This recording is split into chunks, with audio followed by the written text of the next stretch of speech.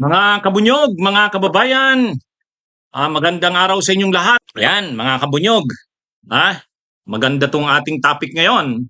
Ayan, no? Ang topic natin, nagkita si Kibuloy at saka si Digong sa Davao. Ayan, no? Yan yung kanilang pinost na picture. Kaya yung mga padrama, pa-effect ni Kibuloy na yung mga pahula-hula pa, mga matalinghagang pahula, hulaan daw kung nasaan siya, magbibigay daw ng ng 1,000 sa makakahula. Kaya yung mga sabi-sabi na nasa China daw or nasa hindi ko masyadong inaanuhan 'yon. O tingin ko kasi nandiyan lang naman sa Davao 'yan eh. Safe siya doon sa Davao, kaharian ni Duterte 'yon eh. Kaharian ni Duterte 'yon. Oh, kaya ayun, nagkita sila ni Digong sa isang hotel, oh.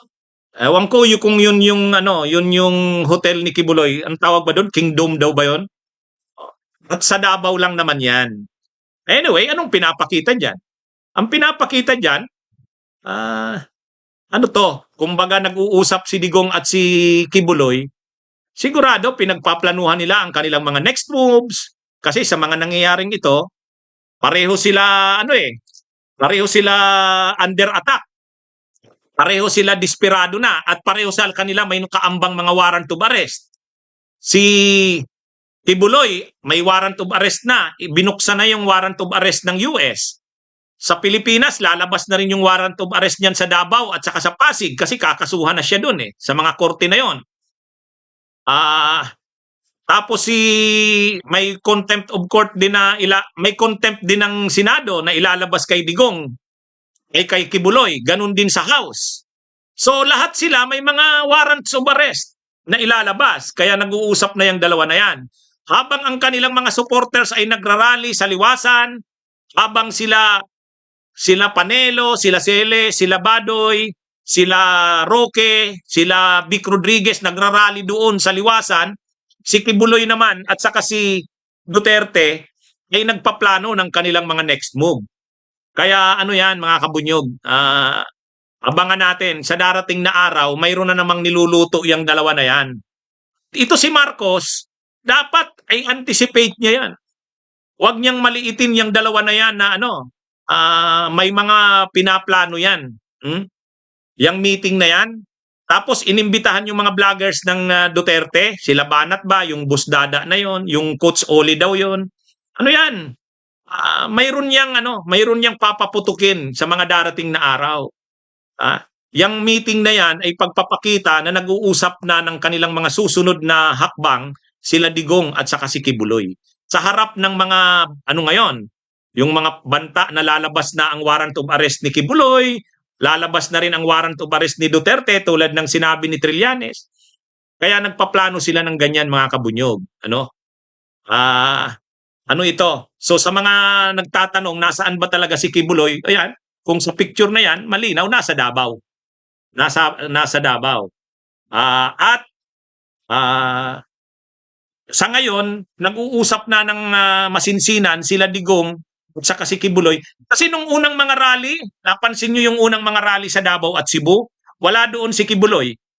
Yung mga rally naman sa Manila, mga supporters lang yun ni Kibuloy, wala doon ang mga sila Duterte. So sa ngayon, mukhang magsasanib pwersa na sila.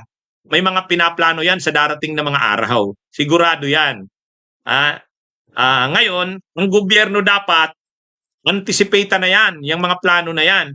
Dapat si Marcos Jr., tularan niya si Romualdez. Di ba? Ano bang ginawa ni Romualdez? Naalala nyo si Martin Romualdez? Nang nagtatangka pa lang sila Gloria Arroyo na ikudita siya, tanggalin siya sa pagka-speaker, anong ginawa ni Romualdez? Nip in the bud, kitlin sa usbong. Tinanggal sa pagka-senior deputy speaker si Gloria Arroyo. Kasi hindi pa man nakakaporma si Gloria, nakikipag-usap pa lang sa mga mga congressmen na pwedeng sumama sa kanya. Kung ginawa ni Martin Romualdez, kitlin sa usbong, nip in the bud. Nagsisimula pa lang, pumupurma pa lang, inira na ni Romualdez. Hindi nakaporma si si Gloria Arroyo. Itong mga ginagawa na ito nila Digong sa Kibuloy, malinaw yan, may mga niluluto yan. Tanga lang ang administrasyong Marcos kung hindi nila ma-detect yan. At wag niya, ano ngayon, kung ngayon nalululong siya sa mga biyahe-biyahe niya, ha? Habang bumabiyahe siya, nagpaplano sila Kibuloy at saka sila Digong ng next move nila. Sa totoo lang, wala namang nakukuhang public support itong sila Digong sa sila Kibuloy. Wala naman. Sila-sila rin lang naman nagrarally. Kaya lang, create yan ng destabilisasyon. Makaka-create yan ng destabilisasyon. Ang pinaplano niya, destabilisasyon. Ano sa tingin nyo, Kabunyog Aurelio? Ha? Nag-ano yan. Anyway, baka naman may iniisip na rin sila Marcos na pang-counter dyan. Pero wag silang kakampante, sila Marcos. Kailangan nilang, ano yan? Oh, sabi nga ni J.R. Castillo, maliit pa ang ahas, patayin ha. Nip in the bud, kitling sa usbong. Yan yung dapat gawin ni Marcos. Baka naman nahahaling siya. Halos araw-araw bumabiyahe siya sa ibang bansa. February 28, 29, nandun siya sa Canberra. Umuwi lang ng Pilipinas ng March 1 and 2, March 3 to 6, pumunta na naman ng Melbourne. Umuwi lang ng Pilipinas ng 7, 8, 9, 10 ng Marso. Umalis na naman, papunta na naman ng Germany at na Czech Republic. Babalik March 16. Ay wala. Kung ganyan siya, kala niya kampante-kampante siya. Iba mag-isip yung mga yan. Yan sila Kibuloy at saka sila Duterte. Dapat anuhin yan. Kitlin sa usbong pa lang. Sabi ni Karen Ann Baro, takot ka na? Ako? Takot? Bakit ako matatakot? Hindi naman ako gobyerno. Ha? Di ba? Oh, ang inaano lang natin dito, hindi dapat magkampante si Marcos. Lesson sa ginawa ni Martin Romualdez, nip in the bud. Kitlin sa usbong pa lang. Pumupurma pa lang, may pang-counter na. May pang-counter na siya. Sa tingin nyo yung mga ginagawa nila Duterte na rally ng Davao, rally ng Cebu, rally ng Bulacan, tapos ngayon araw-araw may rally sa Liwasan, nagmi-meeting sila Duterte at Kibuloy, yung mga speeches nila Panelo doon sa seditious na nananawagan na ng pag-aalsa nila Eric Celes. O tama si Gis, huwag pabayaan na makabuelo. Kaya lang tayo naman, na kay Marcos yan, nasa kanya yan. Siya ang may control ng AFP, ng PNP. Siya rin ang may control ng resources ng gobyerno sa intelligence. Pero, wag siyang masyadong kakampante. Wag siyang masyadong kakampante. Yan ang sigurado dyan. Ang threat kay Marcos, hindi tayo sa oposisyon. Ang oposisyon tayo, nanunood lang dyan sa ganyan Nanunood lang yan. Ano naman pakialam natin dyan sa away nila na yan. Kaya lang, hindi ang oposisyon ang threat kay Marcos. Threat kay Marcos ngayon, itong sila Duterte at Kibuloy. Di ba? Kaya yan mga kabunyog, mga kababayan.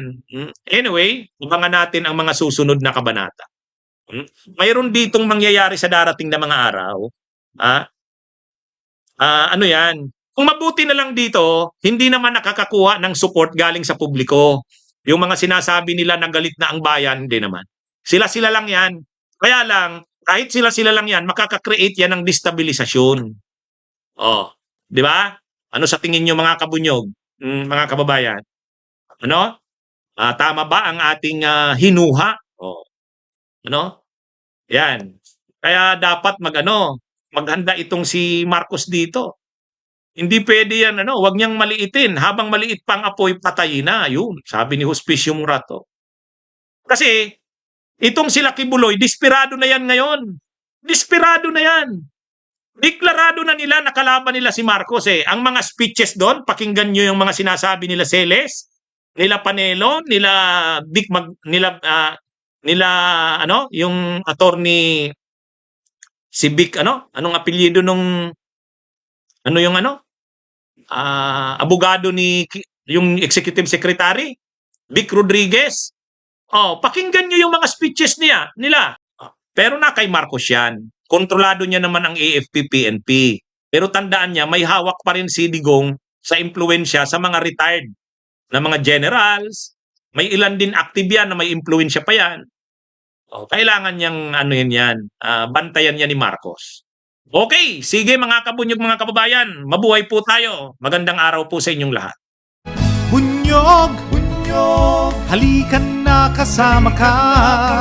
Bunyog, kapag buklod ay may pag-asa. Luzon, Visayas, Mindanao, isa ang pananaw. Sa bagong Pilipinas ang bunyog isisigaw.